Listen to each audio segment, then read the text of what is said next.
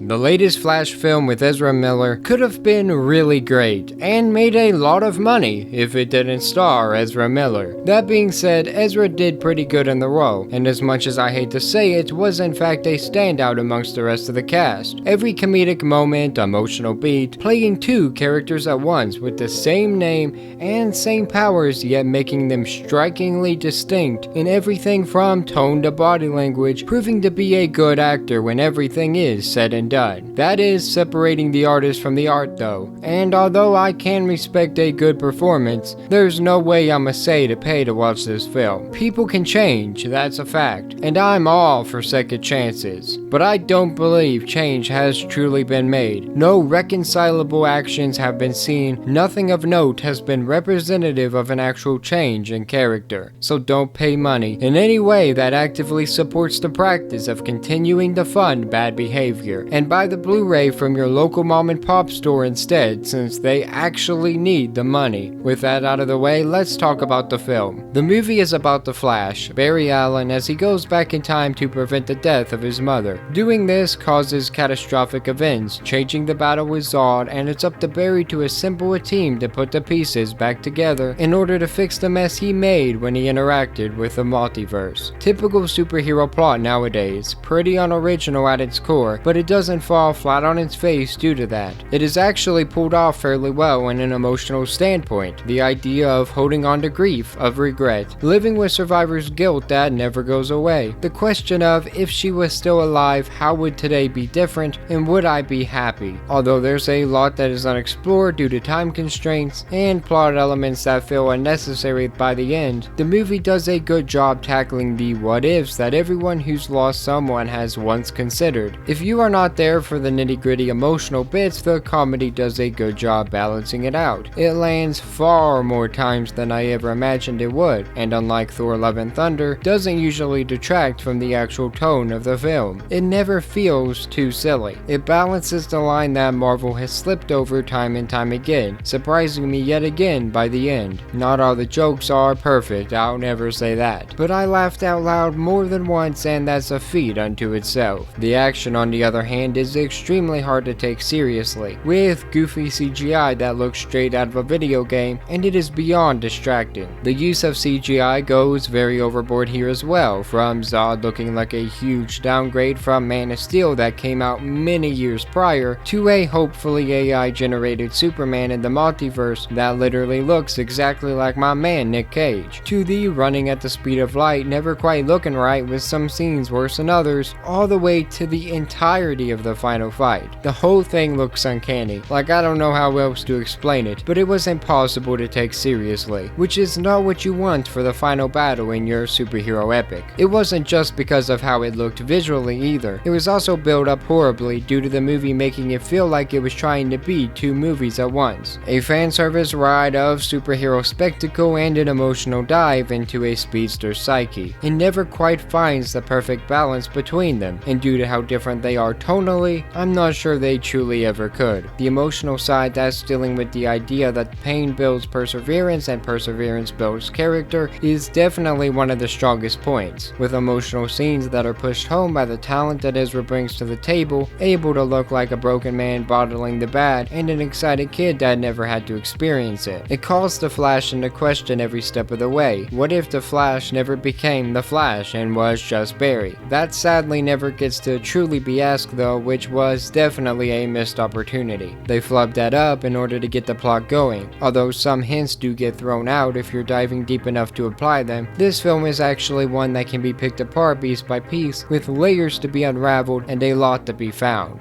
The Zod invasion half is practically an afterthought though. Does it happen? Sure, kinda, but it rings hollow for the entirety of the already bloated runtime. The Zod with the power to level cities never felt like the one on screen here, even though he was built up to be, and yet also added another layer to make him seem more evil that ended up feeling cheap and unearned. It was there to add more conflict and nothing more. The connection Kara has to Zod felt ham-fisted and unimagined as well. It didn't have to be Zod, it just needed a battle, and it shows throughout. Zod and Supergirl barely have a dynamic. They exchange a few lines of dialogue, enough to answer one question and push the plot forward. It could have been any villain with an army, movie, and any superhero with a connection to said villain, then we'd pretty much have the same exact movie. It didn't have to be a battle of Kryptonians whatsoever. Doesn't have to be there is a way that I can describe the fan service bait characters as well. They were definitely underutilized, especially Zod, who they did very dirty. He felt unnecessary, he looked more like General Odd,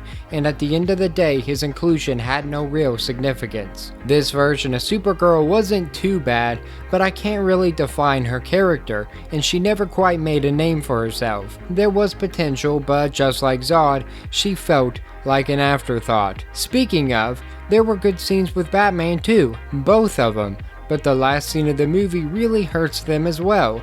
In fact, Batman also suffers from the same writing conundrum as the others.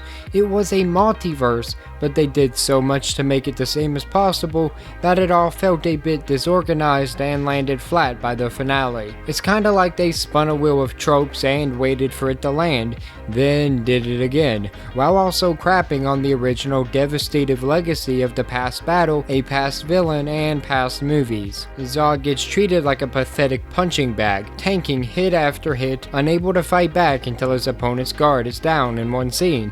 Then, the next scene, he's able to take two on at once and barely break a sweat. He's whatever the plot needs him to be, which means that alone, he is nothing at all. And that is probably the best way that I can sum up the majority of the characters here. The hallmark of a good character is that it can exist outside of the events within the film, where you could see them going about their lives afterwards, actually being their own people and doing their own things, and it's extremely hard for me to think of a way that these characters could do that. I could not see Supergirl living after this film in any capacity, going out of her way and actually having a life, because her character wasn't built to have any real depth or any real meaning, any real reason to exist besides to make Barry's plotline better. Yes, I get it, it's called The Flash, but the supporting characters can still be characters in and of themselves. Wonder Woman is an example of that, where Steve Trevor was actually built up to be his own character. They did such a good job with it that they were scared not to have Steve Trevor in the second Wonder Woman movie because they didn't know who Wonder Woman was without Steve Trevor, because they made her character based in the film. The events of the film is what drove Wonder Woman. First movie was good, but it ruined her in the future, which killed the second film. So even though it harkens back to the events of Man of Steel,